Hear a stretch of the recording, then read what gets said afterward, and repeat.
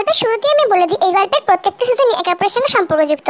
তাই যারা সিজন 1 বা 2 দেখোনি তারা সিজন 3 কিছুই বুঝতে পারবে না। সিজন 1 ও 2 লিংক এই ভিডিওর পিন কমেন্টে দেওয়া আছে, তোমরা প্লিজ সিজন 1 আর 2টা আগে দেখে নাও। তো চলো বেশি বকবক না করে এই পার্টটা শুরু করা যাক। এসি তার সর্বনিম্ন তাপমাত্রা থাকার সত্ত্বেও ঘামছে জাংকুক। মুখে তার একটাই নাম, তেইহাং। হঠাৎ তে বলে একটা তীব্র চিৎকার দিয়ে জাংকুক ঘুম থেকে উঠে পড়ে। তার দম নিতে কষ্ট হচ্ছে। কি হলো সাহেব? চোখ খোলো, দেখো আমি রামু। আবার কোনো ভয় স্বপ্ন দেখেছো? জাংকুক নিজের মধ্যেই ব্যস্ত। না, এটা হতে পারে না। তে আমার তো বেঁচে আছে, ওর কিছু হয়নি। তুমি আমাকে ছেড়ে কোথাও যেতে পারো না তে। সাহেব, ছোট সাহেব, কুকি বাবা। রামু জোরে জোরে ধাক্কা দিয়ে জাংকুককে ঘুম থেকে জাগানোর চেষ্টা করছে। গত রাতে যখন ডিউটি থেকে জাংকুক বাড়ি ফিরেছিল তখন আগন্ঠ মদ খেয়ে তার আর কোনো জ্ঞান ছিল না। রামু ডাক শুনে ধরফর করে বিছানা থেকে উঠে বসে জাংকুক। ঘেমে তার শরীর পুরো ভিজে, ভয়ার্ত দৃষ্টিতে এদিক ওদিক দেখছে। ও যে এতক্ষণ স্বপ্ন দেখছিল এটা সে বিশ্বাসই করতে পারছে না। তার মনে হচ্ছে যেন 3 বছর আগের ভয়ঙ্কর দিনটা আবার ফিরে এসেছে। এতদিন জাংকুক মনে করতো তে আর বেঁচে নেই। তে যেদিনের বাড়ি থেকে অভিমান করে বেরিয়ে চলে গিয়েছিল সেদিন জাংকুক তাকে অনেক খুঁজেছে কিন্তু পায়নি। হতাশ হয়ে যখন সে বাস স্ট্যান্ডে বসেছিল তখনই একটা দুর্ঘটনা ঘটে। আর সেখানেই জাংকুক তেইহাংয়ের মতো শাড়ি পরিহিতা একজন মহিলা থেতলে যাওয়া শরীরটা দেখে অজ্ঞান হয়ে পড়ে। তখন থেকেই সে জানে তেইহাং মারা গেছে, সঙ্গে তার অনাগত সন্তান। সে অপরাধবোধে নিজের প্রতি ঘৃণার প্রতিষ্ঠা ধরে যায় জাংকুকের। নিজেকে তিলে তিলে শেষ করে দেওয়ার জন্য দিনের পর দিন নিজেকে মদের নেশায় ডুবিয়ে শেষ করে ফেলেছে। সাহেব, কি হয়েছে তোমার? শরীর খারাপ লাগছে? বধুমণিকে নিয়ে আবার সেই ভয় স্বপ্ন দেখেছো তাই না? যেই মানুষটার পৃথিবীতে নেই তাকে নিয়ে কেন এত ভাবো? ধীরে ধীরে কেন নিজেকে শেষ করছো? না কাকা, সে মরেনি, সে বেঁচে আছে। আমার তো বেঁচে আছে কাকা। কালকে ডিউটির সময় আমাকে নিজের চোখে দেখেছি এয়ারপোর্টে। রামু অবাক হয়ে যায়। তুমি সত্যি বলছো সাহেব? আমি তো ভেবেছিলাম তুমি হয়তো নেশার ঘরে আবল তাবল বলছো, কিন্তু তার মানে? রামুর চোখ আশার আনন্দে জল চিকচিক করে ওঠে। আমি সত্যি বলছি কাকা, তোমাদের বৌদিমণি বেঁচে আছে। জানো কাকা, ওর চোখে অনেক অভিমান ভরা ছিল আমার প্রতি। আর আমাদের সন্তান, ও ছিল ওর সাথে। ও কাকা কাকা, জানো আমার একটা ছেলে আছে। কি বলছো তুমি সাহেব? ছেলে? তোমার ছেলে? হ্যাঁ কাকা, যখন ও বাড়ি থেকে চলে গিয়েছিল ও তখন অন্তঃসত্ত্বা ছিল। তুমি ঠিক বলছো? এতক্ষণ আমার কেন বলনি? তোমার ছেলে আমার গোপাল ঠাকুর। তুমি যত তাড়াতাড়ি সম্ভব তাদের আনার ব্যবস্থা করো সাহেব। একবার তাকে হারিয়েছি, আর হারাতে দেব না। সে যে করেই হোক ওদেরকে আমি খুঁজে বের করবই। অন্যদিকে তানপুরা কোলে নিয়ে গভীরভাবে একমনে সুর তুলছে তেইহাং। আজ 3 বছর পর দেখলো সে জাংকুককে। মোট আবেগগুলো বাঁধন ছাড়া খরস্রোতা নদীর মতো আছড়ে পড়তে চাইছিল প্রাণপ্রিয় মানুষটার বুকে, কিন্তু সে পারেনি। পরক্ষণে তার মনে পড়েছিল সে ভয়ঙ্কর রাতের কথা।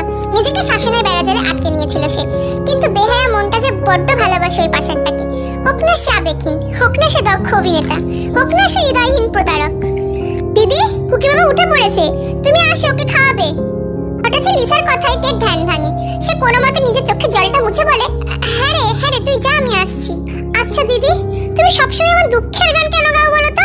তে মলিন হেসে বলে, যার জীবনটা দুঃখে ভরা, সুখের গান তার গলা দিয়ে কি করে বেরোবে বলতে পারিস? আচ্ছা দিদি, দাদাবাবু কোথায় থাকে গো? তোমাকে আমি রোজ সিঁদুর পড়তে দেখি, কিন্তু কুকি বাবার জন্মের পর থেকে তাকে তো আমি কখনো দেখিনি। সে কি মরে? লিসা, খবরদার এই কথা বললে তো জীব আমি টেনে ছিঁড়ে দেবো। যা এখান থেকে।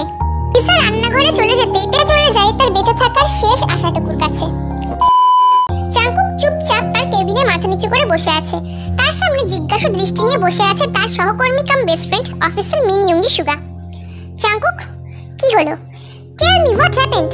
Please tell me everything. You are not just my colleague, you are my best friend also. Jungkook ধীরে ধীরে প্রথম থেকে শেষের দিন পর্যন্ত সমস্ত ঘটনা সুগাকে জানায়। সমস্ত কিছু শুনে সুগা স্তব্ধ হয়ে যায়। What? She is daughter of Park Bogum, the most wanted criminal Bogum. I can't believe that. She was your wife. তুমি এটা মোটেও ঠিক করোনি জাংকুক। যদি ডিপার্টমেন্ট জানতে পারে তাহলে কিন্তু ক্রাইম ব্রাঞ্চ তোমার বিরুদ্ধে স্টেপ নিতে এক মুহূর্ত সময় নেবে না। আমি কিচ্ছু জানি না সুগা, আমি কিচ্ছু জানি না, আর কিছু ভাবতেও চাই না। বিশ্বাস করো সুগা, তেইহাং না কিচ্ছু জানতো না। ও তো এটাও জানতো না যে আমি পুলিশ। ও তো শুধু আমায় ভালোবেসে গেছে নিঃস্বার্থভাবে। ঠকিয়েছি তো আমি। ক্যান ইউ ইমাজিন সুগা, একজন 1 মাসের অন্তঃসত্ত্বা, সে কিভাবে 10-10টা মাস কাটালো। সেখানে ও তো বাইরের দুনিয়া সম্পর্কে কিছুই চিনতো না।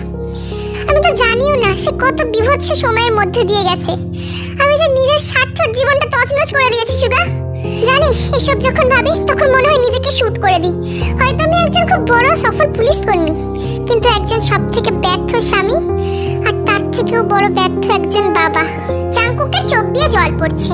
সুগা কেবল জাংকুকের কাঁধে আস্থার একটা হাত রাখে। এছাড়া যে সব কিছুই করতে পারবে না, কারণ যা ঘটে অসম্ভব। জাংকুক সম্পূর্ণ শহরে তেইহং ও তাদের ছেলের ছবি ছড়িয়ে দেয় এবং নিজেও তাকে খুঁজতে থাকে, কিন্তু যে মানুষ নিজে থেকে লুকিয়ে থাকে তাকে কি খোঁজা এতটাই সহজ?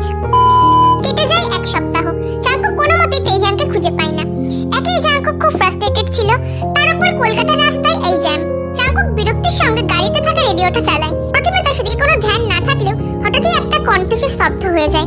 বর্তমানে তার কানে কেবল সেই কণ্ঠটাই বাজছে। এই কণ্ঠ সে কি করে ভুলবে? তেইহং। এতক্ষণ আপনারা শুনলেন আমাদের সঙ্গীত জগতের একজন উজ্জ্বলতম নবনক্ষত্র মিস জিয়ান ভি এর গান। What? Vi? But I'm damn sure. She is my wife. She is my Taehyung. Jungkook এক মুহূর্ত দেরি না করে 92.4 কলকাতা এফএম অফিসে ছুটে যায়, কিন্তু রিসেপশন তাকে সাফ জানিয়ে দেয় যে মিস ভি তার ঠিকানা ও পরিচয় সম্পূর্ণ গোপন রাখতে বলেছেন এবং এটা তাদের কাস্টমার কেয়ারের একটি অংশ, তাই তারা কিছুতেই জাংকুকের সাথে জানাতে পারে না। কিন্তু যখনই জাংকুক তার পুলিশ আইডি কার্ডটা দেখায় তখনই তারা সবাই ভয় পেয়ে যায় এবং বলে তাদের চিফ এডিটরই একমাত্র এই ডিটেইলস জানেন। জাংকুক এবার একটা আশার আলো দেখতে পায়, কারণ সে সুগার মুখে শুনেছে যে তার ওয়াইফ 92.4 এফএম এর চিফ এডিটর। বাট তার সঙ্গে জাংকুকের পরিচয় হয়নি, কারণ সুগার জাস্ট 2 মাস হলো বিয়ে হয়েছে। আর তে চলে যাওয়ার পর জাংকুক নিজেকে সমস্ত রকম সামাজিক অনুষ্ঠান থেকে গুটিয়ে নিয়েছিল, এমনকি নিজের বেস্ট ফ্রেন্ডের বিয়েতে পর্যন্ত যায়নি। এতে অবশ্য সুগা খুব রাগ করলেও পরে জাংকুকের মনের অবস্থা বুঝে সে জাংকুককে ক্ষমা করে দেয়। জাংকুক ইমিডিয়েট সুগাকে ফোন করে সব জানায় এবং সুগাকে বলে তার ওয়াইফকে জাংকুকের সঙ্গে দেখা করতে। জাংকুকের তার হেল্পের খুব প্রয়োজন। সুগা তার ওয়াইফকে সব জানালে সেও রাজি হয়ে যায়। পরের দিন সুগার কথা মতো জাংকুক একটা কফি শপে যায়, কারণ সেখানে সুগার ওয়াইফ তার জন্য অপেক্ষা করছিল। জাংকুক একটু সামনে আসতেই সে অবাক হয়ে যায়। সামনের ব্যক্তিটারও সেই একই অবস্থা, সে বিস্ফোরিত চোখে জাংকুকের দিকে তাকিয়ে আছে। জিমিন, তুমি ইয়ংয়ের ওয়াইফ? জাংকুক, আপনি? হ্যাঁ, এই পরিস্থিতিতে দাঁড়িয়ে আমি অস্বীকার করতে পারবো না যে আমি মিসেস মিন, বাট যদি জানতাম আপনি তার বন্ধু তাহলে কখনোই আসতাম না। জিমিন, তুমি? চুপ, আপনি কোনো কথা বলবেন না। আপনি একটা প্রতারক, একটা নিষ্পাপ মেয়েকে নিজের প্রেমের জালে ফাঁসিয়ে দিনের পর দিন তাকে, থাক আমি আর বলতে চাইছি না, তারপর তাকে প্রেগনেন্ট বানিয়ে একা ছেড়ে দিলেন। আপনাকে তো আইপিএস অফিসার নয়, আপনাকে তো অ্যাক্টর হওয়া উচিত ছিল। কেন করলেন এটা তার সঙ্গে? কি করেছিল তে দিদি আপনার সঙ্গে? জাংকুক কোনো কথা বলছে না। কি হলো, আমার প্রশ্নগুলোকে এড়িয়ে যাচ্ছেন? উত্তর দিন আমার প্রশ্নের। জাংকুক একটা মলিন হেসে বলে, না না, এড়াবো কোন মুখে, শোনো তাহলে। এরপর জাংকুক শুরু থেকে শেষ পর্যন্ত জিমিনকে সব বলে। এবার তুমি বলো, আমি কি করতাম জিমিন? কি করতাম আমি? ছোট বাচ্চার মতো ফুপিয়ে কেঁদে ওঠে জাংকুক। এই মুহূর্তে তাকে দেখে কেউ বলবেই না সে IPS officer SSP Jeon Jungkook, sting অপারেশনের বাদশা, যার নামে বাড়িগুলোতে এক ঘাটে জল খায়, যার একটা নাম শুনলে সন্ত্রাসীরা সব ভয়ে পালিয়ে যায়। জিমিন পুরো অবাক। জাংকুকের অবস্থা সে বুঝতে পারছে। সে কাকে দোষ দেবে? এখানে জাংকুকের কোনো দোষ নেই, সে তো তার কর্তব্য পালন করেছে মাত্র। সে জাংকুকের হাতে হাত দিয়ে বলে, একটু সময় দিন জাংকুক, ওর ক্ষতটা যে অনেক গভীর। সে যে জীবনে কম খারাপ দিন দেখেনি, আমি কিছুটা হলেও তার প্রমাণ। যেদিন আপনার বাড়ি ছেড়েছিল ও যে কি অবস্থায় ছিল আপনার ধারণাও নেই। তখন সবে সবে সুগার সাথে আমার আলাপ হয়েছে, তার সঙ্গে দেখা করতেই কলকাতায় এসেছিলাম, কিন্তু দিদিকে যে এমন অবস্থায় পাবো আশাই করিনি। সে এলোমেলো অবস্থায় রাস্তায় অজ্ঞান হয়ে পড়েছিল। আমি ইমিডিয়েট তাকে হসপিটালে নিয়ে যাই, আর সেখানে জানতে পারি সে প্রেগনেন্ট। প্রথম কিছুই তো বলতো না, পুরো চুপচাপ বসে থাকতো, আর কিছু জিজ্ঞাসা করলেই বলতো কেন বাচ্চা নেই আমাকে। ধীরে ধীরে ওর শরীরের অবনতি হতে থাকে, তাই বাচ্চাটার কথা ভেবে আমরা তাকে একটা সাইকিয়াট্রিস্ট দেখাই। তারপরে আমরা সব জানতে পারি। ডক্টর তাকে সবসময় হাসি খুশি থাকতে বলেছিল, কিন্তু সে কি করে থাকতো আপনি বলতে পারবেন? ধীরে ধীরে দিন কাটতে থাকে। মানসিক অসুস্থতার কারণে দিদির প্রেগন্যান্সিতে অনেক কমপ্লিকেশন ধরা পড়ে। এই অবস্থায় ব্রিডিং কতটা ক্ষতিকারক আপনি জানেন জাংকুক বাবু? জাংকুক চোখ নামিয়ে নেয়। জিমিন আবার বলতে শুরু করে, কত মেডিসিন, কত ইনজেকশন না জানি আমাদের প্রয়োগ করতে হয় ছোট্ট বাচ্চাটাকে পেটে বাঁচিয়ে রাখার জন্য। ধীরে ধীরে কমপ্লিকেশন আরো বাড়তে শুরু করে।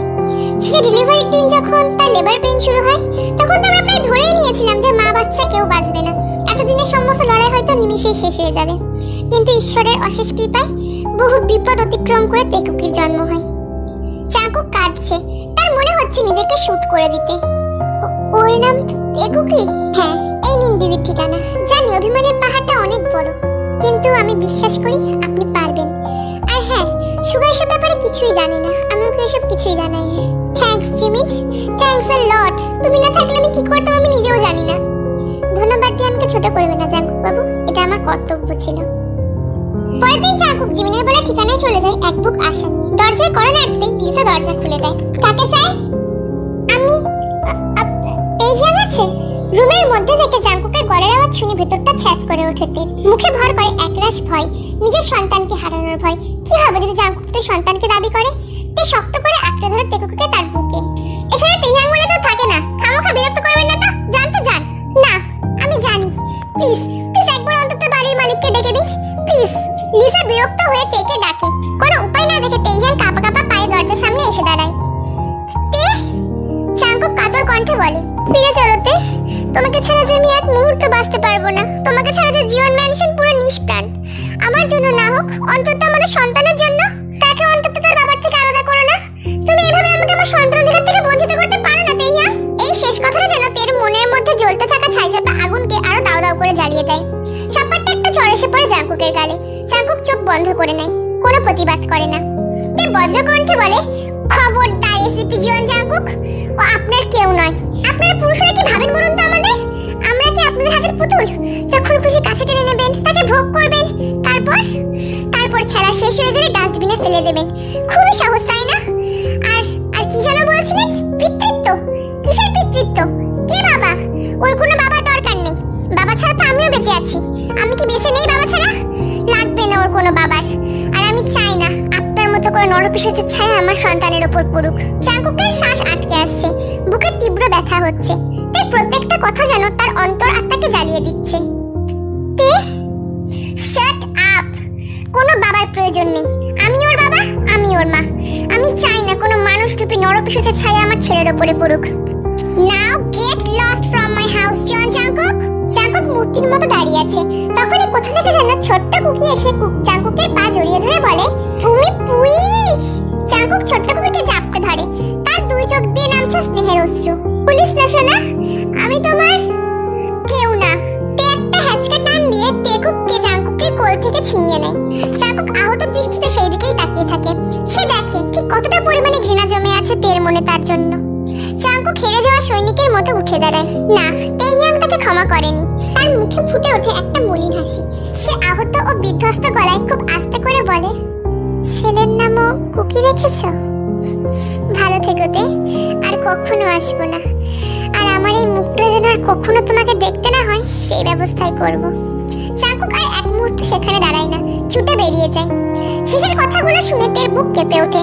তে জানে জাঙ্কুক খুব জেদি। সে যদি জেদের বসে কিছু করে ফেলে, তে ছুটে ঠাকুর ঘরে চলে যায়। আর কত কষ্ট দেবে তুমি আমায় ঠাকুর?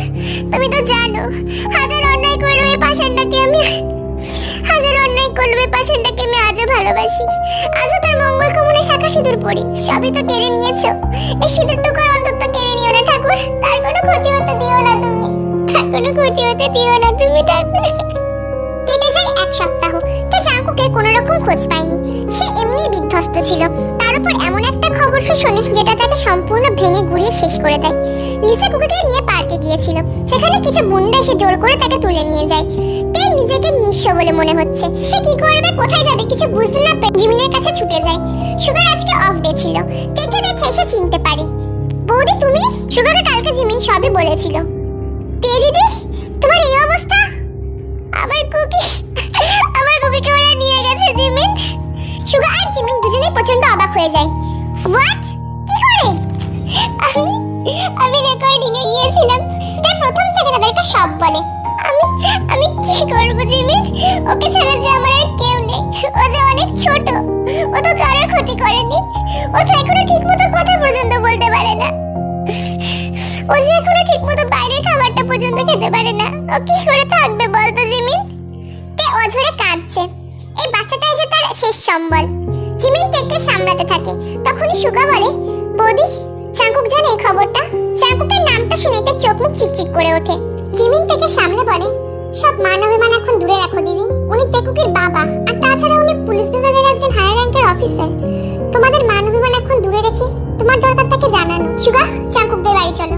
সুগা এক মুহূর্ত দেরি না করে তে ও জিমিনকে নিয়ে জাঙ্কুকদের বাড়ি চলে যায়। তে উদ্ভ্রান্তের মতো ছুটে যায় বাড়ির ভেতরে এবং পাগলের মতো জাঙ্কুককে ডাকতে থাকে। তেকে দেখে রামকাকা ছুটে আসে, কিন্তু তে তাকে কোনো পাত্তা না দেয় আগের মতোই জাঙ্কুককে ডাকতে থাকে। জাঙ্কুক ছুটে আসতেই তে তার বুকের উপর ঝাঁপিয়ে পড়ে হাউ হাউ করে কাঁদতে কাঁদতে অস্পষ্টভাবে বলতে থাকে, আমার কুকি, আমার বাচ্চা কুকি, আমার কুকিকে আমার কাছে এনে দাও জাঙ্কুক। ওকে ছাড়া আমি বাঁচবো না, আমি মরে যাব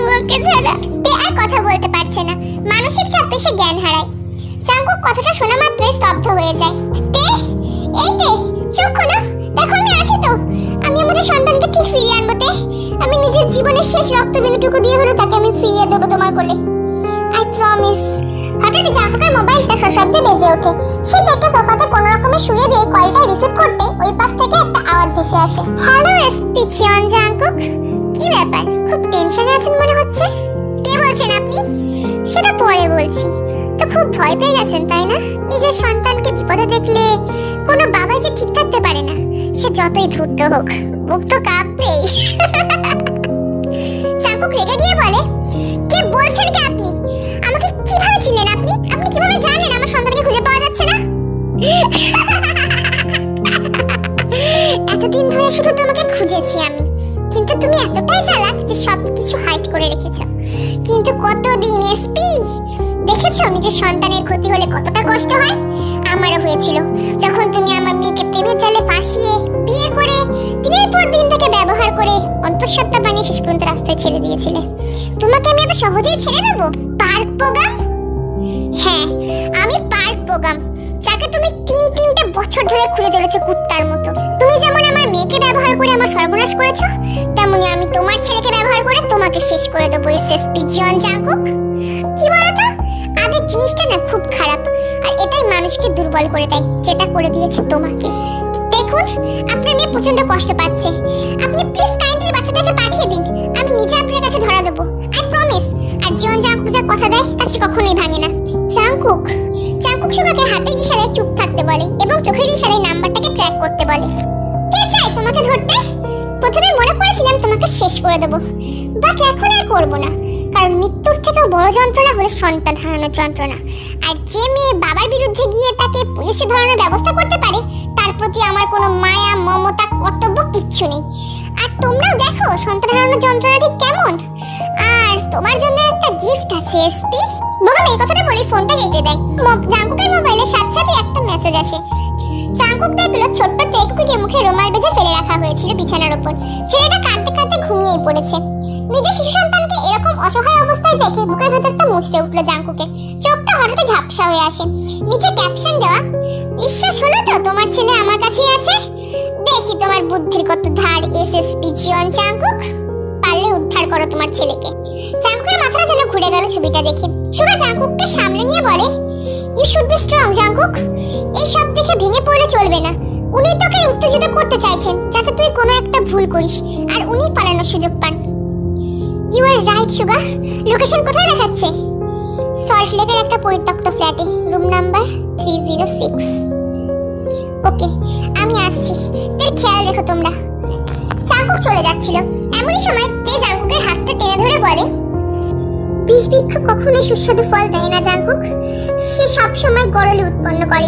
পার্ক প্রোগ্রাম এমনই একটা বিষ বৃক্ষ যার কাছে কখনোই অমৃত আশা করা যায় না। আর তার প্রতি কোনো রকমের মায়া দেওয়া দেখানো বোকামি। কোনো রকমের সম্পর্কের কথা ভেবে ওই বিষ বৃক্ষটাকে বাঁচিয়ে রাখবেন না। এই উদ্ভিদটা পড়ার সময় যে শপথটা নিয়েছিলেন সেটা পূরণ করবেন। ওনার প্রতি আমার আর যেটুকু মায়া মমতা ছিল, আমার সন্তানের গায়ে হাত দিয়ে তিনি সেটুকু নষ্ট করে ফেলেছেন। আমার আর বাবা নেই, আমার বাবা বেঁচে নেই এই পৃথিবীতে। শেষ করে দেবেন এই বিষ বৃক্ষকে, যাতে তার মতো আর কোনো বিষ বৃক্ষ জন্মাতে না পারে আমাদের এই ভারতবর্ষে। তুমি চিন্তা করো না, অপরাধী উচিত শাস্তি পাবে। জাঙ্কুক তেইহাংয়ের কপালে একটা ভালোবাসার পরশকে দিয়ে বেরিয়ে যায় তার সন্তানকে উদ্ধার করার উদ্দেশ্যে। জাঙ্কুক ও সুগা বেরিয়ে যায় পার্ক প্রোগ্রামের ঠিকানায়। ইতিমধ্যেই ক্রাইম ব্রাঞ্চের মধ্যে খবরটা জানাজানি হয়ে যায় এবং অনেক পুলিশ ফোর্সের বিল্ডিংটাকে ঘিরে ফেলে। জাঙ্কুক যে এইভাবেই সেখানে পৌঁছে যাবে এবং তার ঠিকানাটা ধরে ফেলবে, বোগামটা কখনোই ভাবতে পারেনি। সে তো বুঝতেই পারেনি যে জাঙ্কুক কিভাবে তার নাম্বারটা ট্র্যাক করে ফেললো। সেই পরিস্থিতি বেগতিক দেখে পালাতে গেলেই সঙ্গে সঙ্গে জাঙ্কুকের পিস্তলের গুলি গিয়ে লাগে বোগামের পিঠে। পরপর দুটো গুলি এনকাউন্টার করে চালিয়ে দেয় জাঙ্কুক তার শরীরে। বোগামের রক্তাক্ত শরীরটা ধীরে ধীরে আর্তনাদ করতে করতে নিষ্প্রাণ হয়ে মাটিতে লুটিয়ে পড়ে। জাঙ্কুক বোগামের বডিটা ক্রাইম ব্রাঞ্চের হাতে হস্তান্তর করে তেকুকে নিয়ে বাড়ি ফিরে আসে। জাঙ্কুক তার ছোট্ট বাচ্চাটাকে বাড়ি ফিরিয়ে আনতে তে পাগলের মতো তাকে আঁকড়ে নিয়ে হাজারো স্নেহের পরশে ভরিয়ে দিতে থাকে তাকে। জাঙ্কুক দাঁড়িয়ে দাঁড়িয়ে সবকিছুই দেখছে। সে তো জানে এরপর কি হতে চলেছে। সে যে পাপ করেছে তেইহাং কখনো তাকে ক্ষমা করবে না। জাঙ্কুক রুম থেকে বেরিয়ে যেতে নিলেই একটা কথা শুনে সে থমকে যায়। আমাদের কাছে আসবে না কুকি? সাথে সাথে চোখ বন্ধ করে নেয় জাঙ্কুক। অনর্গল অশ্রুধারা বইতে থাকে তার গাল বেয়ে। কান্নার বেগ আটকানোর জন্য বসে দাঁত মুখ চেপে অনেক চেষ্টা করতে থাকে, কিন্তু আর কতক্ষণ? সেও যে লড়াই করতে করতে ক্লান্ত। আবার চলে যাচ্ছে তাই না আমাদের ছেড়ে, আমাকে ছেড়ে, আমাদের সন্তানকে ছেড়ে। জাঙ্কুক এবার হাঁটু মুড়ে বসে পড়ে তের সামনে, কাঁদতে কাঁদতে বলতে থাকে, ক্ষমা করে দাও আমায়, ক্ষমা করে দাও আমায় তে, বাড়ি ফিরে চলো। আমি তোমাকে ছাড়া বাঁচবো না তে, বিশ্বাস করো মরে যাবো আমি তোমাকে ছাড়া, বাঁচতে পারবো না আমি। তোমার কুকি যে তোমাকে ছাড়া নিঃস্বতে। খবরদার আর যদি একটা বাজে কথা বলো তাহলে আমার থেকে খারাপ কিন্তু কেউ হবে না। যবে থেকে দেখা হয়েছে তবে থেকে খালি সন্তানের জন্য ফিরে চলো, সন্তানের জন্য ফিরে চলো। আমার বুঝি তোমার জীবনে কোনো মূল্যই নেই? আমিও যে তোমায় ছাড়া নিঃস্ব কুকি, আর জীবনের একটা দিন আমি তোমাকে ছাড়া নষ্ট করতে চাই না। আর আমি যা বলেছি একটাও যে মন থেকে বলিনি, অভিমান করে বলেছি। আমি কি তোমার উপর অভিমান করতে একটুও পারি না? তারপরে তুমি আমায় ছেড়ে চলে যাবে? চাকুকে চোখ দিয়ে বইছে খুশির বন্যা। এই যে তার বহু আকাঙ্ক্ষিত একটা উত্তর। সে থেকে জাপটে ধরে বাচ্চাদের মতো কাঁদতে থাকে। ছোট্ট কুকি এতক্ষণ কিছুই বুঝছিল না, কিন্তু তে ও জাঙ্কুককে এই অবস্থায় দেখে সে ছোট্ট ছোট্ট পায়ে দৌড়ে এসে তাদের দুজনকে জড়িয়ে ধরে বলে, ও প্লিজ কাঁদেন না, কাঁদেন না। তার আধা আধা কথা শুনে সবাই হেসে দেয়। জাঙ্কুক তাকে কোলে তুলে বলে, বলিস না, আমি তোমার বাবা সোনা, বলো বাবা। ছোট্ট দেখতে খিলখিল করে হেসে বলে, মাম্মা পাপা। হ্যাঁ সোনা, আমি তোমার বাবা। আর একবার বলো বাবা, বাবা। রামু কাকা দূর থেকে এই খুশি পরিবারটাকে দেখছিল। সে ভগবানের উদ্দেশ্যে হাত জোড় করে তাকে অসংখ্য ধন্যবাদ জানায় এবং বলে, হে ঠাকুর, তোমাকে অসংখ্য ধন্যবাদ এই পরিবারটাকে আবার এক করে দেওয়ার জন্য। তোমার কাছে আমি অনেক কৃতজ্ঞ ঠাকুর, আমার সাহেবের জীবনটাকে আবার আগের মতো করে দেওয়ার জন্য। এই কি হচ্ছে? ছাড়ো, ছাড়ো বলছি। আরে কুকি জেগে যাবে তো। এই তোমার কি মাথা গেছে? দেখো আস্তে আস্তে জাঙ্কুকে কথাগুলো বলছে, কারণ দেখো কি সবেমাত্র ঘুমিয়েছে। তো সবেমাত্র তাকে ঘুম পাড়িয়ে কিছু একটা নিতে বিছানা থেকে নেমেছিল। জাঙ্কুক বেচারা এতক্ষণ আধশোয়া হয়ে তার দিকেই তাকিয়েছিল। সে নিচে নামতে শাড়ির আঁচল ধরে টানে জাঙ্কুক। আলগা শাড়ির আঁচলটা নিমেষে খসে পড়ে বুকের থেকে। সেই দিকে নেশাতুর চোখে তাকিয়ে ঠোঁটের কোণে একটা দুষ্টুমির হাসি এনে বলে, হ্যাঁ সে তো কবেই হয়ে গেছি, আজ থেকে 3 বছর আগে। তুমি আজ জানছো? জাঙ্কুক একটা হ্যাচকা টানে তেকে নিজের বুকের উপরে ফেলে বলে, তুমি সেই প্রথম দিনের মতোই আছো জানো, সেই সেক্সি হট এন্ড ড্যাশিং। মুখে কি ভাষা! একটা ছেলের বাবা তুমি, মনে আছে? কি করে ভুলি বলো তো? এত কিউট একটা গিফট দিয়েছো তুমি আমাকে। আমাকে আমার জীবনের সবথেকে বড় আনন্দটা দিয়েছো, আমাকে পিতৃত্ব সুখ দিয়েছো তুমি। তোমাকে অসংখ্য ধন্যবাদ তেইনা, তোমাকে অসংখ্য ধন্যবাদ জাঙ্কুক আমাকে মাতৃত্বের সুখ দেওয়ার জন্য। তোমার থেকেই তো ওকে পেয়েছি। তে তোমার কি মনে হয় না যে কুকির একটা ছোট ভাই বা বোনের দরকার? আমাদের ফ্যামিলিটা কেমন যেন একটা ইনকমপ্লিট লাগছে না? এই একদম না। তার মানে তুমি এতক্ষণ ধরে ইনিয়ে বিনিয়ে আমাকে টুপি পরাচ্ছিলে? এই শোনো তো, আমি এখন আর কোনো কথা অবকাশ পাই না তে ঠোঁটের ফাঁক দিয়ে। জাঙ্কুকের উষ্ণ ঠোঁট ততক্ষণে দখল করে নিয়েছে তেইহানের গোলাপের পাপড়ি নেই পাতলা ঠোঁট জুগান। আবেশে চোখ বন্ধ হয়ে আসছে তেইহানের। সেই পুরনো স্পর্শ, সেই পুরনো মাদকতা। নিঃশ্বাস ঘন হয়ে আসছে জাঙ্কুকের। সে নিশালো গলায় তেকে উদ্দেশ্য করে বলে, আর কত অপেক্ষা করাবে আমাকে জান? আমি যে পারছি না। তোমার কুকি যে তোমাকে চাই, অনেক গভীরভাবে চাই। আমাকে অনুমতি দেবে না তুমি? তেইহান জাঙ্কুকের বুকের মধ্যে মুখ লুকায়, অর্থাৎ এতেও তার সম্মতি আছে। তেরে সম্মতি পেয়ে অবাধ্য অষ্ট যুগল ক্রমশ সীমারেখা লঙ্ঘন করে নেমে আসে তে সুগঠিত বক্ষ ভাঁজে। প্রবল কামনার উত্তাল ঢেউ যেন আছড়ে পড়ছে দুটো তৃষ্ণার্ত হৃদয়ের গহীন অন্তরালে। প্রেমের উন্মাদনা বাঁধ ভাঙা জলের মতো দুটো তৃষ্ণার্ত শরীরকে তলিয়ে নিয়ে যায় অমুক সুখের সাগরে।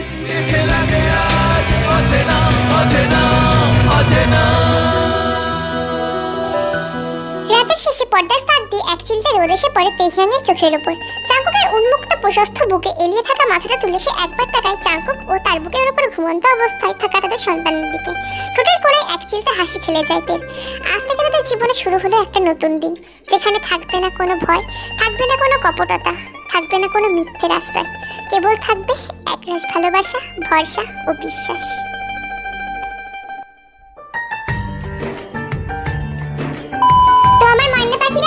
এই সিরিজটা তোমাদের কেমন লাগলো বলো? প্রথমে মনে করেছিলাম ওয়ান শট বানাবো, তারপরে ওয়ান শট থেকে টু শট হলো, টু শট থেকে শেষ পর্যন্ত আমাকে 3 শট বানাতে হলো। যারা আমাকে এতদিন বলেছো আপু ভিডিও কেন দিচ্ছ না, ভিডিও কেন দিচ্ছ না, ভিডিও কেন দিচ্ছ না, তোমাকে বলছি আচ্ছা এত বড় পার্টটা তো আমাকে ভেবে চিন্তে লিখতে হবে। যদি ভুল হয়ে কিছু লিখে দিতাম তোমাদের কি পার্টটা ভালো লাগতো? তো এসব কথা বাদ দাও, যা হওয়ার হয়ে গেছে, তোমরা এই পার্টটা এনজয় করো। তো বলো তোমাদের এই পার্টটা অবশ্যই কমেন্ট বক্সে কমেন্ট করে জানিও। আর যদি এমন টাইপের আরো তোমাদের স্টোরি চাই তাহলে সেটাও কিন্তু জানাতে একদম ভুলবে না। তো আমি চলে যাই নতুন একটা স্টোরি বানাতে। ততদিনের জন্য